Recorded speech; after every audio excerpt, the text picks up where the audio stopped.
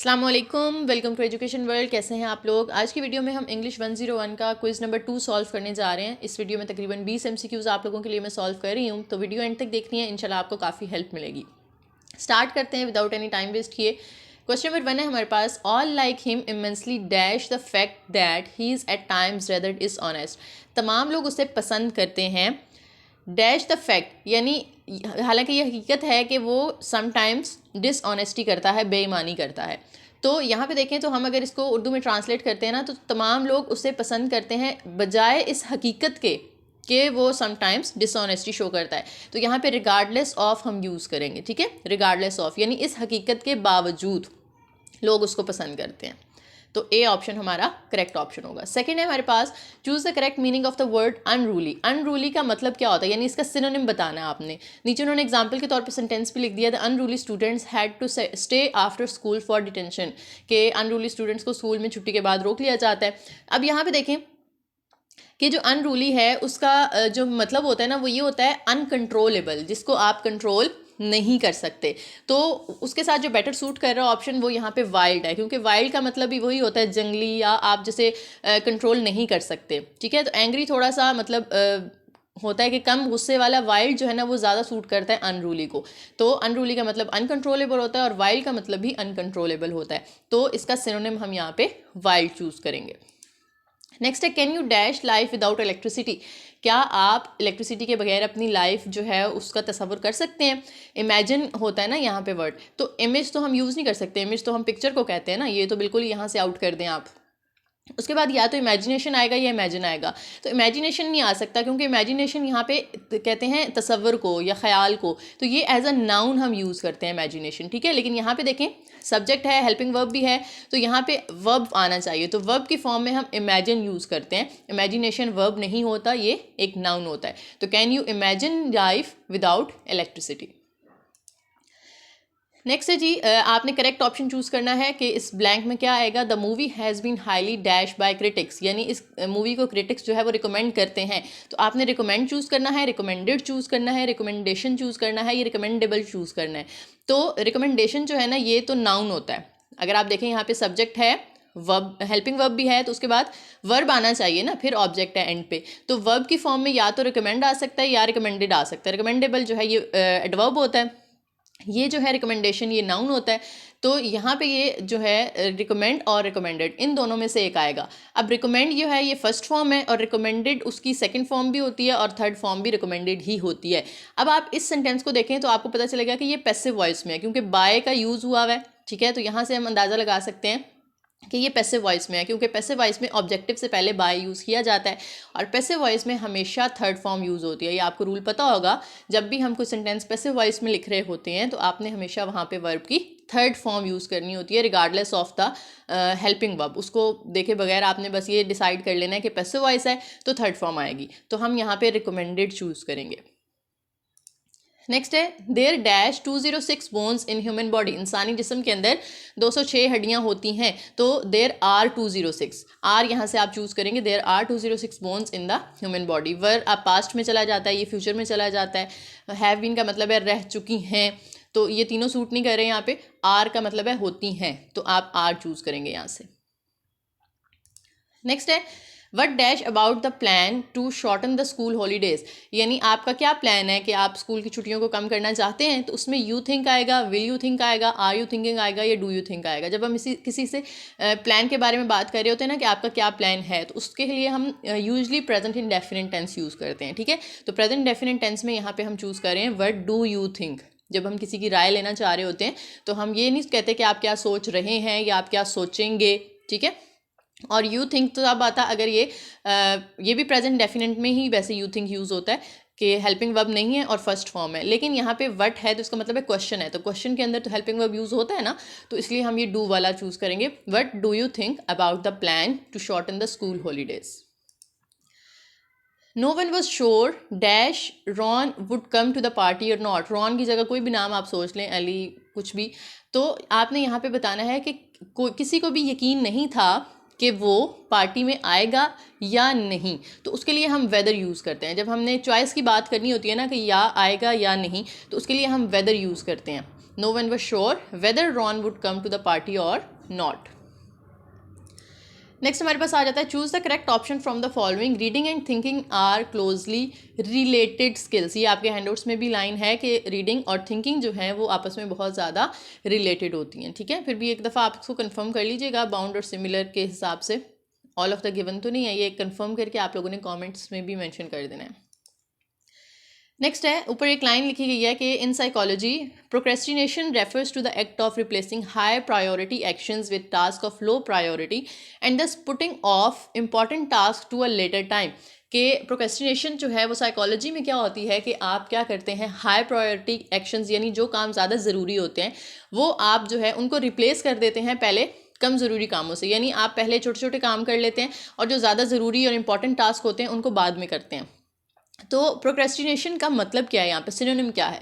तो अगर आप गूगल भी करें ना तो प्रोक्रेस्टिनेशन का मतलब होता है किसी चीज़ को पोस्टपोन कर देना, उसको डिले कर देना, उसको लेट कर देना, ठीक है, टाइम के हिसाब से। तो डिले इन एक्शन यहाँ पे मैंने चूज़ किया है कि ये ज़्यादा सूटेबल लग रहा है प्रोक्रेस्टिनेशन के हिसाब से कि आप क्या करते हैं, एक्शन को या किसी काम को डिले कर रहे हैं।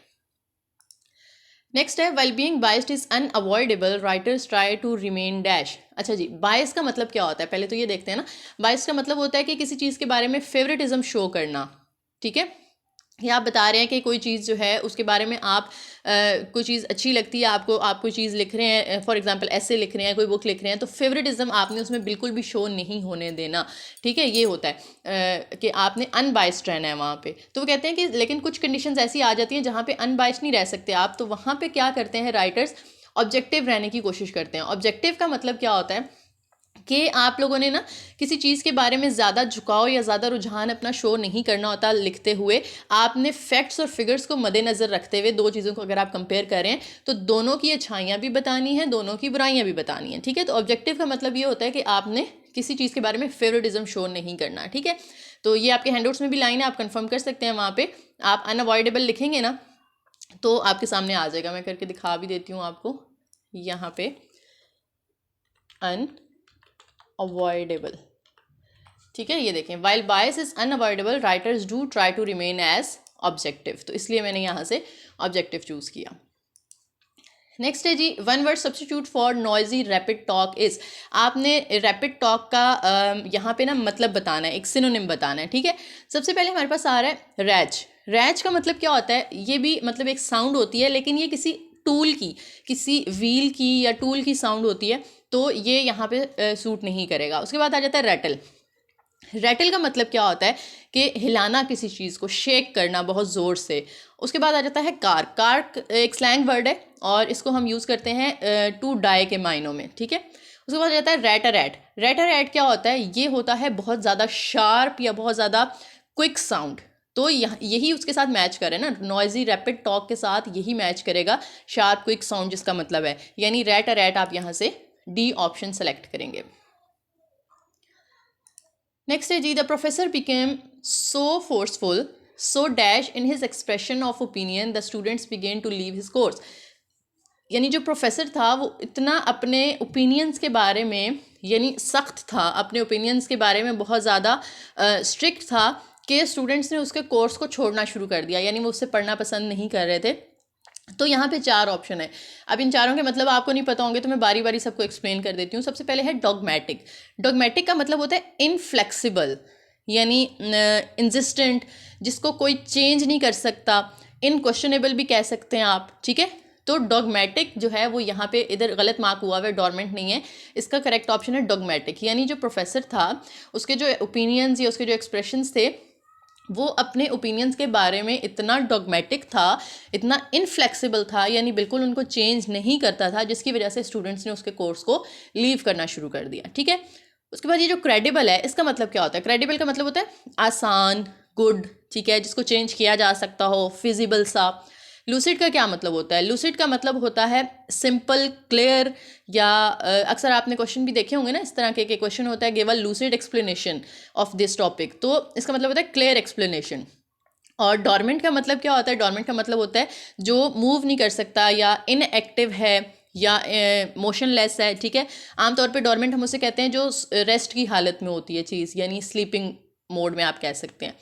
तो इनएक्टिव यहाँ पे आप इसका मतलब लेंगे, ठीक है। तो इनमें से सबसे ज़्यादा बेटर हमें लग रहा है डॉगमेटिक, जिसे हम इनफ्लेक्सिबल के मायनों में ले रहे हैं, तो आपने ए ऑप्शन सेलेक्ट करना है। नेक्स्ट है the main frames process.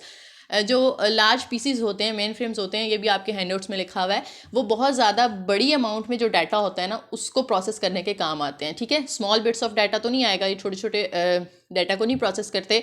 Miniature scale numbers, यानी मिनिएचर भी स्मॉल के मीनिंग में आता है। क्वान्टिफिकेशन यानी जो नंबर्स वगैरह होते हैं, ठीक है। उसके बाद लार्ज अमाउंट ऑफ डाटा, तो ये हमें यहाँ से चूज़ करना है, क्योंकि मेन फ्रेम्स का काम ये होता है कि वो बहुत ज़्यादा बड़ा डाटा जो होता है उसको प्रोसेस करते हैं। नेक्स्ट आ जाता है, फिर ये रिपीट हो गया, there are 206 bones in a human body. अच्छा जी, to draw conclusion refers to, कि कंक्लूजन्स ड्रॉ करने का मतलब क्या है। कंक्लूजन्स ड्रॉ करने का मतलब क्या ये है कि इन्फॉर्मेशन जो है वो क्लियरली बताई गई है हमें, या इन्फॉर्मेशन ऑब्वियस है। ऑब्वियस का मतलब भी क्लियर ही होगा। फैक्चुअल का मतलब है कि वो हकीकत पे बेस्ड है। तो चौथा ऑप्शन है information that is not clearly stated. तो ड्रॉ कंक्लूजन का मतलब जो है ना, मतलब नहीं, हम ये कह सकते हैं कि ये रेफर किस चीज़ को करता है कि इन्फॉर्मेशन क्लियरली स्टेटेड नहीं है। अगर इन्फॉर्मेशन क्लियरली स्टेटेड नहीं है तो ही आप उससे कोई ना कोई नतीजा निकालेंगे ना, उसको ड्रॉ करेंगे कंक्लूजन को। यानी आप अंदाज़ा लगा रहे हैं कि ये कंक्लूजन हो सकता है, क्योंकि आपको इन्फॉर्मेशन क्लियरली नहीं बताएगी तो आप सिर्फ अंदाजे ही लगा सकते हैं। यह आपको मैं गूगल से भी कंफर्म करवा देती हूँ, यहाँ पे मैंने सर्च करके रखा हुआ है। ड्राइंग कंक्लूजन का मतलब क्या होता है कि वो इन्फॉर्मेशन जो हम इन्फर करते हैं, इम्प्लाई करते हैं, यानी निकालते हैं किसी चीज़ से, और इसका मतलब ये है कि इन्फॉर्मेशन जो है वो कभी भी क्लियरली स्टेटेड नहीं थी, ठीक है। क्लियरली स्टेटेड होती तो हमें उसको निकालने की ज़रूरत ही ना पड़ती ना, हमें पढ़ के ही पता चल जाता, लेकिन हमें खुद उससे ड्राइव करनी पड़ रही है, निकालनी पड़ रही है। इसका मतलब है कि हमें इन्फॉर्मेशन क्लियरली नहीं बताई गई थी, ठीक है। नीचे भी अगर आप डिफरेंट वेबसाइट्स पे जाएंगे तो आपको यही मिलेगा। यहाँ पे अगर आप देखें सबके अंदर एक ही बात लिखी हुई है, ठीक है। तो हमने यहाँ से डी ऑप्शन सेलेक्ट करना है, information that is not clearly stated. उसके बाद है जी fill in the blanks with the correct form of word. आपने करेक्ट यहाँ पे वर्ड चूज़ करना है। The Olympics attract dash from all over the world, कि ओलंपिक्स में क्या होता है कि वो किन लोगों को अट्रैक्ट करता है, कॉम्पिटिटर्स को। कॉम्पिटिटिव जो है ये नाउन नहीं है, ठीक है, ये एडजेक्टिव या एडवर्ब की फॉर्म में आ सकता है।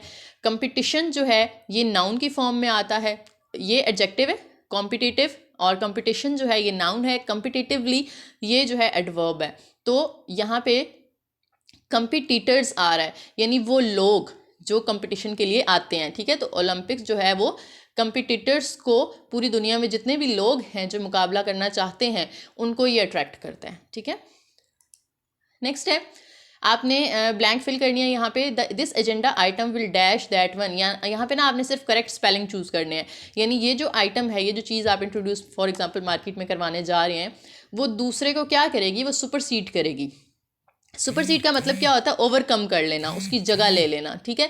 तो सुपरसीड के जो करेक्ट स्पेलिंग होते हैं वो होते हैं SUPERSEDE।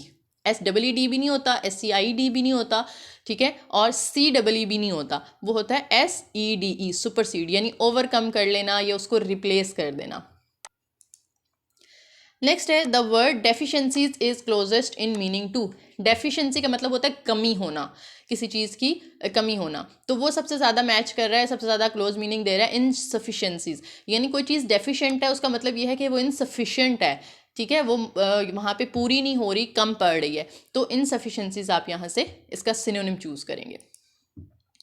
लास्ट है हमारे पास के फिर रिपीट हो गया, ये हम पहले मेरे ख्याल में कर चुके हैं। Can you dash life without electricity, can you imagine life without electricity. तो ये हमारे MCQs थे कुछ इंग्लिश 101 के। उम्मीद है आपको हेल्प मिली होगी काफ़ी, और अगर मिली है तो वीडियो को लाइक करें, शेयर करें, चैनल सब्सक्राइब करें और कमेंट लाजमी करके जाएं। Thank you.